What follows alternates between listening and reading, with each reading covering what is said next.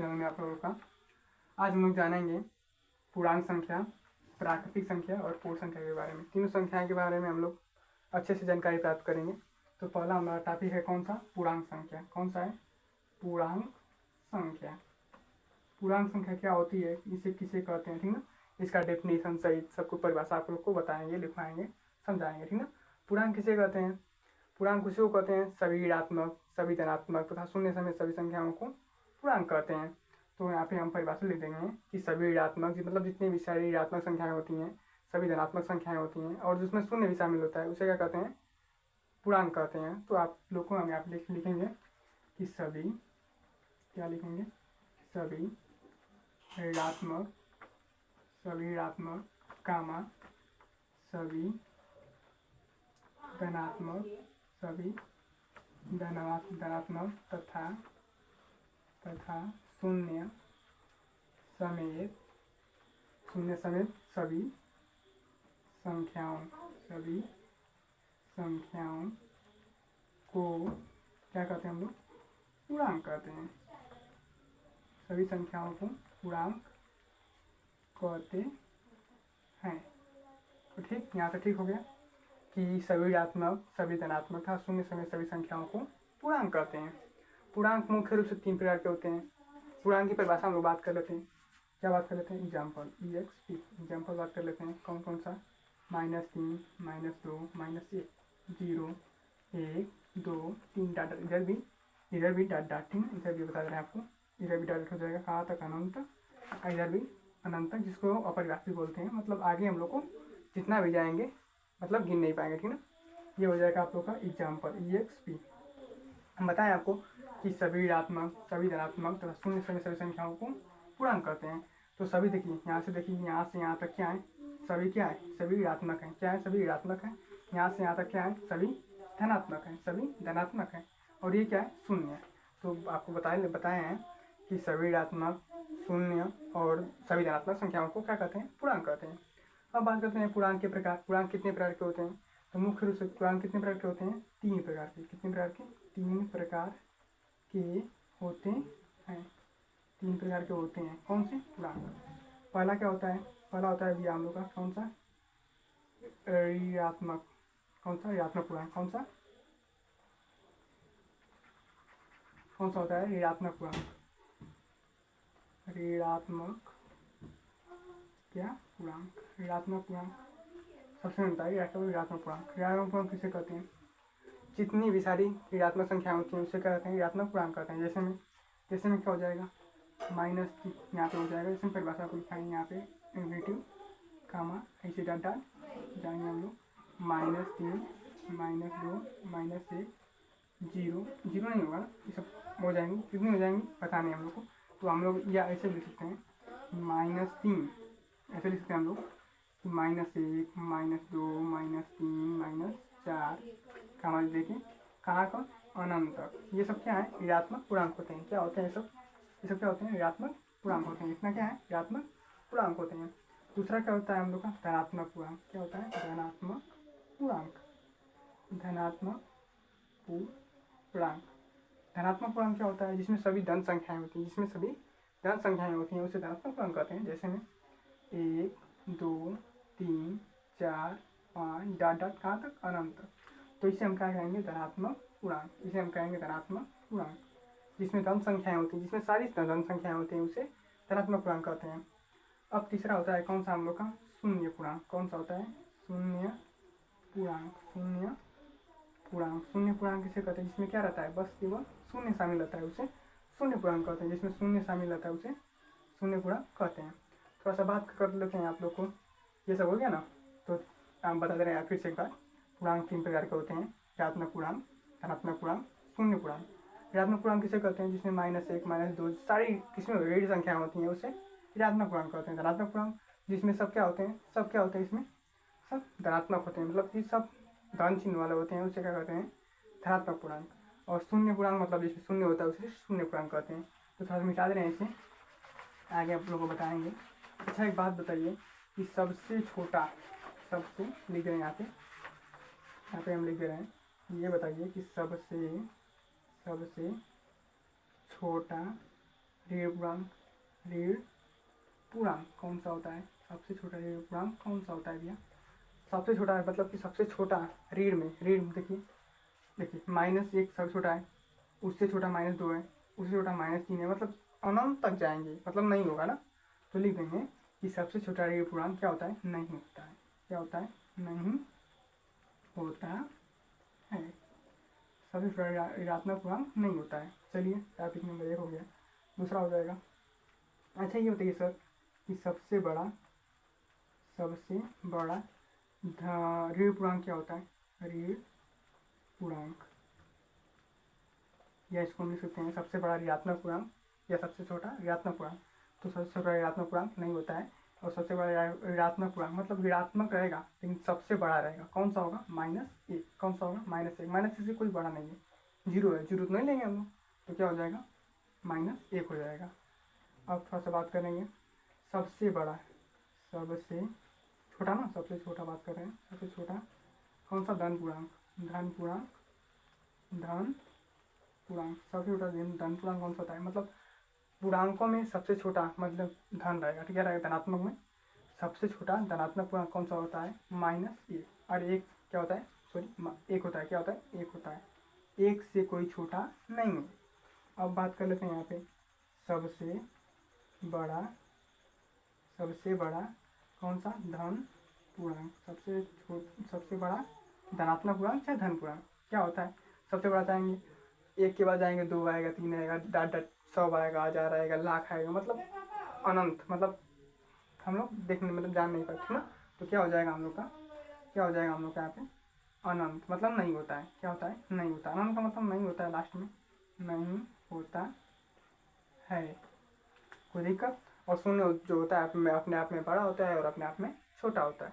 तो ये हो गया आप लोग के पूर्णांक की जानकारी और ईडी की। अगर कोई, उम्मीद करता हूँ आप लोग को समझ में आया होगा, फिर समझ लीजिएगा। पूर्णांक किसे कहते हैं भैया, सभी धनात्मक तथा शून्य सभी संख्याओं को पूर्णांक कहते हैं। जैसे में इसमें देखिए सभी ऋणात्मक संख्याएं हो गई, सभी धनात्मक संख्या हो गई, और शून्य समेत मतलब शून्य भी होना चाहिए, उसे क्या कहते हैं, पूर्णांक संख्या कहते हैं। अच्छा, सबसे छोटा ऋण पूर्णांक कौन सा, पूर्णांक कितने प्रकार के होते हैं, पहले बताइए, पूर्णांक कितने प्रकार के होते हैं, 3 प्रकार के, कौन कौन से, ऋणात्मक पूर्णांक, ठीक, धनात्मक पूर्णांक, ठीक, और एक शून्य पूर्णांक। तो ऋणात्मक की बात कर रहे हैं, तो सबसे छोटा ऋणात्मक पूर्णांक चाहे ऋण पूर्णांक, ऋणात्मक पूर्णांक चाहे ऋण पूर्णांक सबसे छोटा नहीं होता है, क्योंकि हम इधर आएंगे तो होगा ही नहीं, ठीक है, तो क्या हो जाएगा, नहीं होता है। सबसे बड़ा ऋण पूर्णांक वही कौन सा होता है, चाहे ऋणात्मक पूर्णांक सबसे बड़ा कौन सा होता है, -1, मतलब -1 से बड़ा कोई है ही नहीं, ठीक है। सबसे छोटा धन पूर्णांक कौन सा होता है, 1 होता है, कौन सा होता है, 1, सबसे छोटा धन पूर्णांक, मतलब देखिए 1 इधर आएंगे तो नहीं हो पाएगा ना, 0 नहीं लेना है, तो क्या हो जाएगा, 1 से छोटा कोई नहीं होता है, तो क्या लिख देंगे, सबसे छोटा धनात्मक पूर्णांक क्या होता है, 1 होता है, और सबसे बड़ा धनात्मक पूर्णांक नहीं होता है, क्या होता है, नहीं होता है, ठीक है। ये हो गया हम लोग का कौन सा, पूर्णांक। उम्मीद करते हैं कि नहीं आप लोग को अच्छे तरह से समझ में आया होगा, ठीक है। ये हो गया हम लोग कौन सा, पूर्णांक हो गया, क्या हो गया, पूर्णांक समाप्त हो गया, ठीक है। पूर्णांक की हम लोग बात कर रहे हैं। दूसरा हम लोग बात करेंगे, दूसरा हम लोग का टॉपिक है कौन सा, प्राकृतिक संख्या। प्राकृतिक संख्या, प्राकृतिक संख्या किसे कहते हैं, बहुत छोटी परिभाषा होती है इसकी। क्या कहते हैं हम लोग, प्राकृतिक संख्या किसे कहते हैं, तो भैया गिनने वाली संख्याओं को, गिनने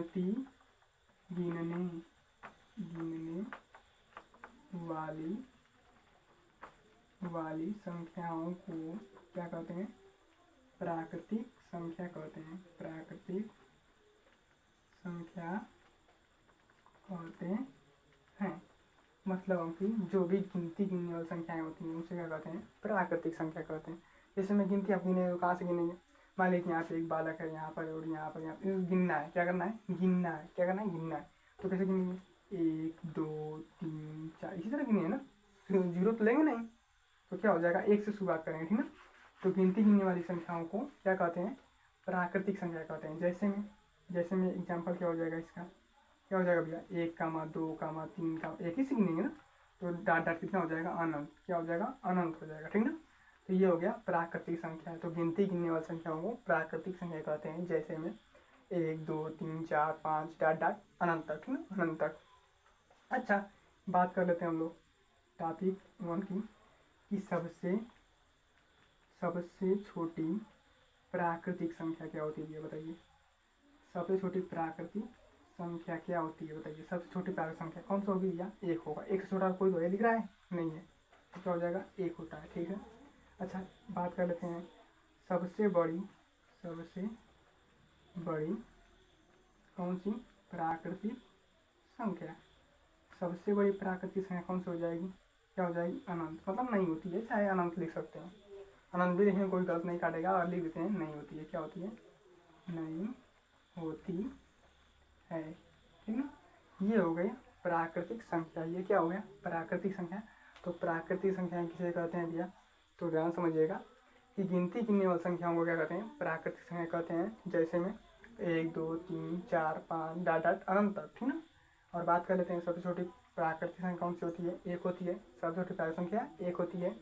सबसे बड़ी प्राकृतिक संख्या नहीं होती है, या हम लिख सकते हैं अनंत। क्या लिख सकते हैं, अनंत। ठीक ना, ये हो गया हम लोग का टॉपिक नंबर दूसरा, प्राकृतिक संख्या। तो उम्मीद करते हैं कि नहीं आप लोग को अच्छे तरह से समझ में आया होगा प्राकृतिक संख्या के बारे में। ठीक ना, यहाँ से हम इसको क्या कर रहे हैं, मिटा दे रहे हैं। अब हम बात करेंगे किसकी बात करेंगे। तीसरा हम लोग का टॉपिक क्या है, पूर्ण संख्या। कौन सा है, पूर्ण संख्या। क्या है, पूर्ण संख्या। पूर्ण संख्या तीसरी परिभाषा है। पूर्ण संख्या किसे कहते हैं, पूर्ण संख्या किसे कहते हैं, तो लिखेंगे पूर्ण संख्या उसी कहते हैं भैया कि शून्य समेत क्या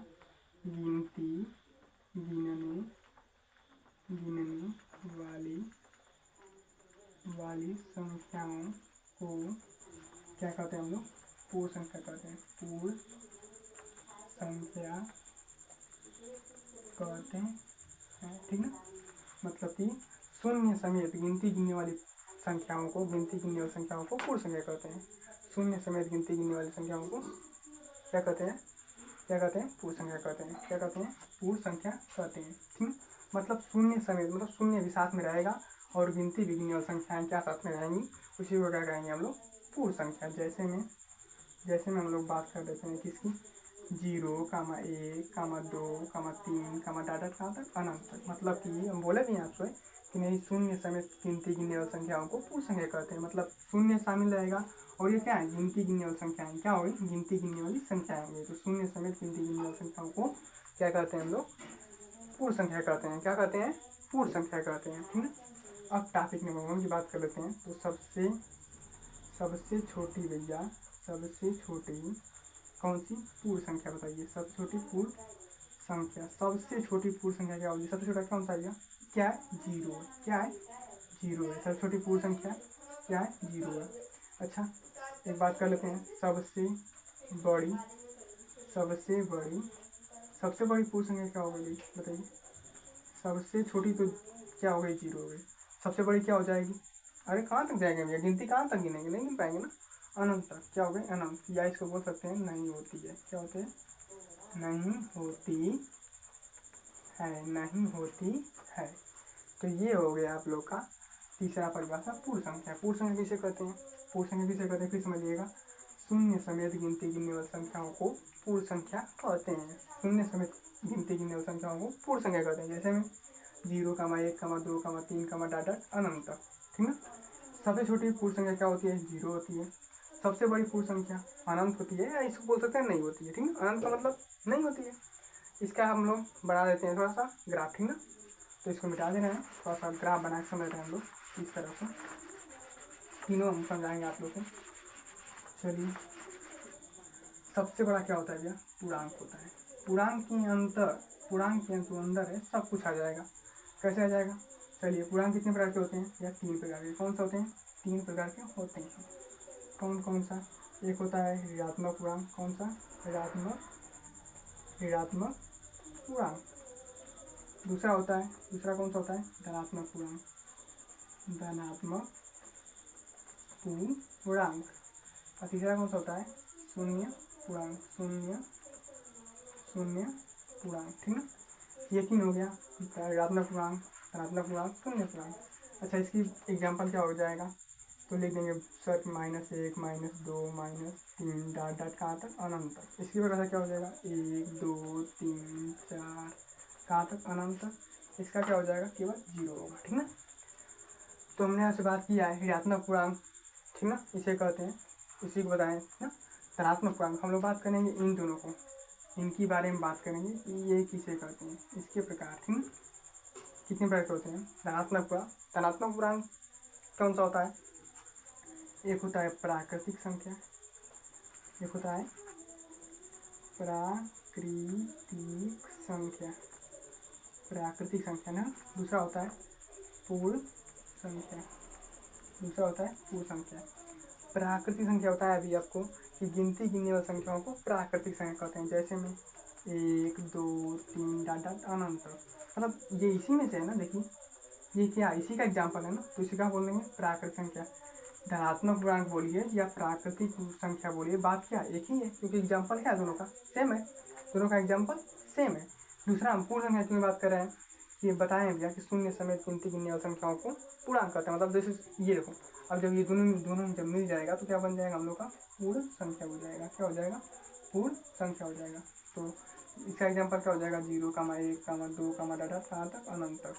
तो बताया भी है कि शून्य समेत गिनती गिनने वाली संख्याओं को पूर्ण संख्या कहते हैं। ठीक ना, तो ये हो गई प्राकृतिक संख्या, ये हो गई पूर्ण संख्या हो गई। ठीक ना, अच्छा देखो हम एक क्वेश्चन करते हैं आप लोग से, हमें क्या करते हैं, क्वेश्चन करते हैं। क्वेश्चन ये करते हैं कि ये बताइए सर गलत या सही होता है। ठीक ना, गलत है या असत्य है या असत्य है। ठीक ना, बताना है कि ये बताइए कि सभी धनात्मक पूर्णांक प्राकृतिक संख्याएं हो सकती हैं। आपका आंसर क्या होगा बताइए, कमेंट में बताइए कि सबसे हम ये पूछना है कि जितनी भी धनात्मक पूर्णांक हैं उसी को हम प्राकृतिक संख्या कह सकते हैं या नहीं, कह सकते हैं या नहीं। तो हम आपको बता दें जानकारी के लिए कि हाँ कह सकते हैं, क्योंकि क्या है, इसका एग्जाम्पल देखिए सेम है और इसका एग्जाम्पल क्या है, सेम है। मतलब हम कह सकते हैं कि हाँ सही बात है सर कि सभी धनात्मक पूर्णांक प्राकृतिक संख्याएं ही होती हैं। देखिए क्योंकि इसका एग्जाम्पल क्या है, समान है। क्या एग्जाम्पल, समान है, इक्वल है, बराबर है। ठीक ना, तो इसी को हम क्या बोलेंगे, या तो धनात्मक पूर्णांक बोल सकते हैं या तो प्राकृतिक संख्या बोल सकते हैं, क्योंकि सभी प्राकृतिक संख्याएं धनात्मक पूर्णांक हो सकते हैं। ठीक ना, अच्छा अब और क्वेश्चन कर सकते हैं, क्या कर सकते हैं कि सभी धनात्मक पूर्णांक पूर्ण संख्या हो सकती हैं। सभी धनात्मक पूर्णांक पूर्ण संख्या हो सकती हैं, नहीं। क्यों नहीं, क्योंकि क्या है, इसमें शून्य शामिल है और इसमें क्या है, शून्य शामिल नहीं है, शून्य शामिल नहीं है। देखिए यहाँ पे शून्य शामिल है नहीं है, लेकिन यहाँ पे क्या है, शून्य शामिल है। हाँ हम ये कह सकते हैं कि पूर्ण संख्या हम उसको कह सकते हैं, एक और भी परिभाषा आती है कि पूर्ण संख्या किसे कहेंगे, तो हम कह सकते हैं कि सभी धनात्मक पूर्णांक तथा शून्य समेत सभी संख्याओं को पूर्ण संख्या कहते हैं। मतलब कि धनात्मक पूर्णांक भी शामिल हो जाएगा और पूर्ण संख्या, अरे शून्य पूर्णांक भी शामिल हो जाएगा। जब इन दोनों को जब मिला देंगे तो क्या बन जाएगा हम लोग का, पूर्ण संख्या बन जाएगी। ठीक ना, तो आज के लिए इतना ही, बाकी मिलेगी आप लोग से अगले दिन। उम्मीद करते हैं कि नहीं ये सब समझ में आया होगा। ठीक ना, तो धन्यवाद, बहुत बहुत शुक्रिया।